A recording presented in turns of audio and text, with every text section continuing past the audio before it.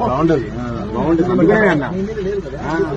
మీరు మళ్ళీ ఏదో రాస్తుంటారు. ఇంకా ఏ క్రెడిట్ వచ్చినా రాంది నా చెప్తుందే ఉండాలి. గుడ్డైనా బ్యాడ్